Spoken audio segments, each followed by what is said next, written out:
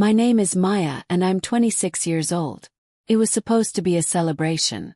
A small dinner after work at a nice restaurant with warm lighting and overpriced bread, and the kind of music that makes everyone talk softer than they mean to. My team insisted. You earned it, they said. You carried the project. You deserve a night. And I remember fixing my hair in the bathroom mirror before we sat down, telling myself to relax, telling myself this was finally a good moment. I should have trusted the tight feeling in my chest that said this night wasn't really about me at all. My boss arrived late, like he always did, smiling too wide, acting like he owned the table simply because he stood near it. He clapped my shoulder as if we were friends, as if he hadn't spent the last 6 months taking credit for my work in meetings and then asking me to tighten it up in private.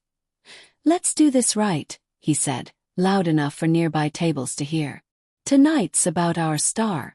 I hated the way he said star. Like it was a joke he was letting me in on that we ordered drinks. People congratulated me.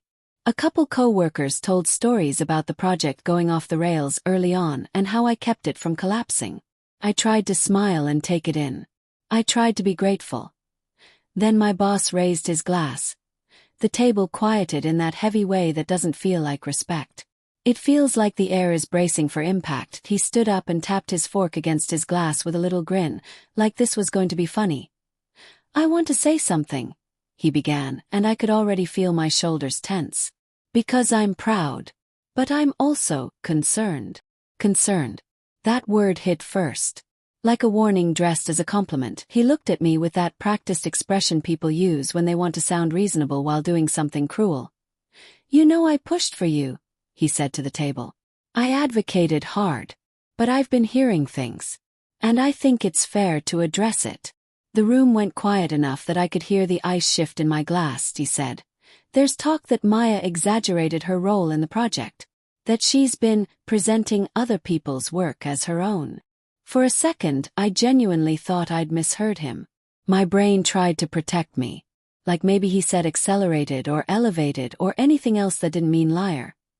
But then I saw the faces around the table change. Confusion first. Then discomfort.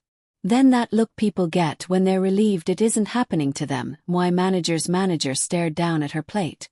2 co-workers exchanged a quick glance and looked away. Someone laughed nervously, but it died instantly because my boss didn't smile back. He kept going. I'm not saying she didn't contribute, he said, as if that softened it. But integrity matters. And if we're promoting people, we need to make sure the story matches reality.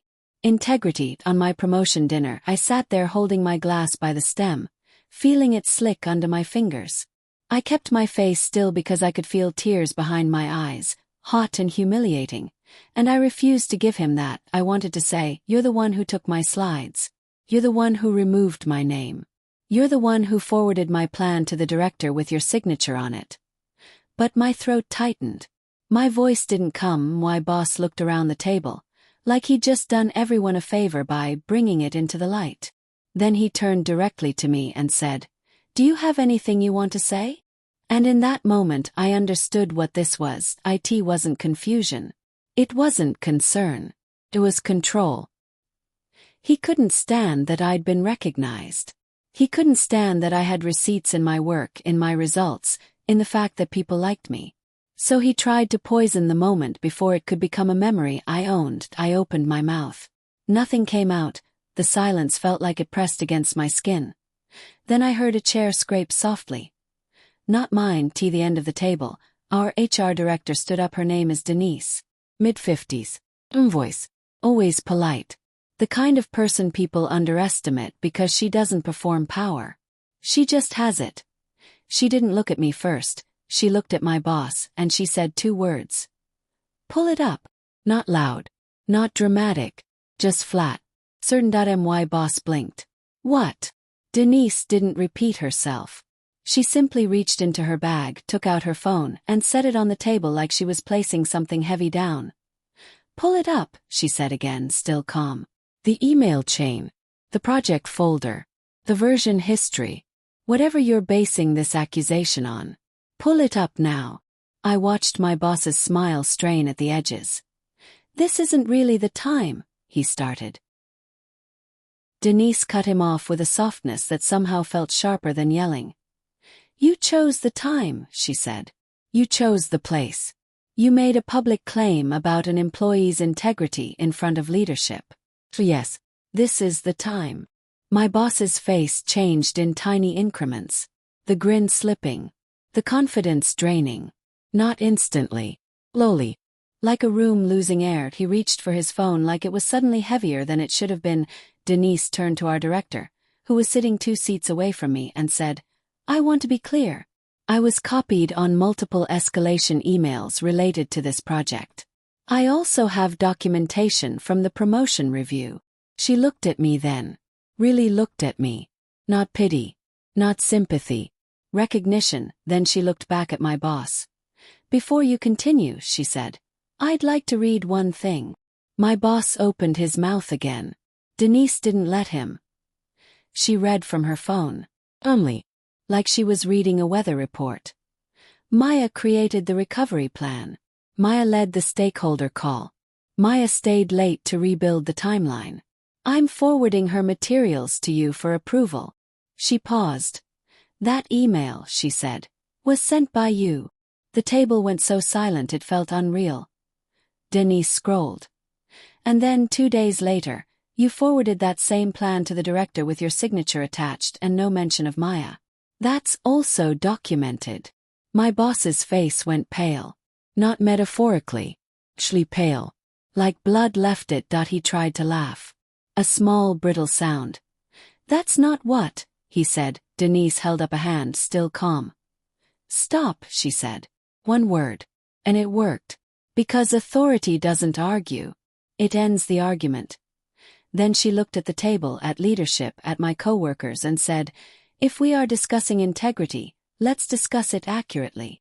She said she'd been monitoring workplace complaints about credit attribution.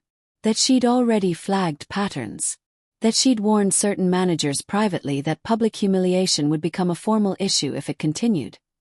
Then she turned to me, she said, Maya's work is documented. Her contributions are documented. Her promotion is justified. And then, without raising her voice, she said, the only exaggeration I'm seeing tonight is coming from the person attempting to rewrite the record. My boss stared at his phone like it could save him. Then no one defended him. Not even the people who usually did. Because something had happened. The story he was trying to sell had collapsed in real time. Not because I argued. Not because I begged. Because someone with actual authority demanded proof in the moment. He thought he was untouchable. Denise sat back down slowly. Like she was done. The table exhaled like it had been holding its breath the entire night. Our director cleared his throat and said, Okay, Mia. Congratulations again. It was simple. Almost awkward.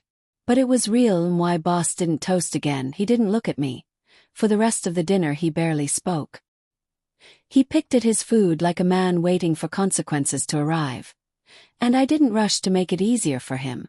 I didn't smile to smooth it over. I didn't say it's fine. Because it wasn't mine to fix.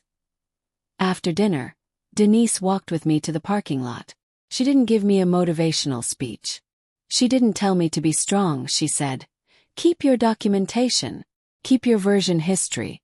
Keep your calm. People like him rely on you reacting emotionally so they can call you unstable. Then she paused and added, and if he tries this again, it won't be a dinner conversation. It'll be a formal one. I sat in my car for a minute before driving home, hands steady on the wheel, feeling something I hadn't felt all night. Not triumph, relief. Because the shame he tried to place on me wasn't mine. It never was. He tried to take my moment and turn it into a trial. Denise turned it into an audit. And the truth doesn't care about someone's tone or title. The truth just sits there, waiting to be pulled up.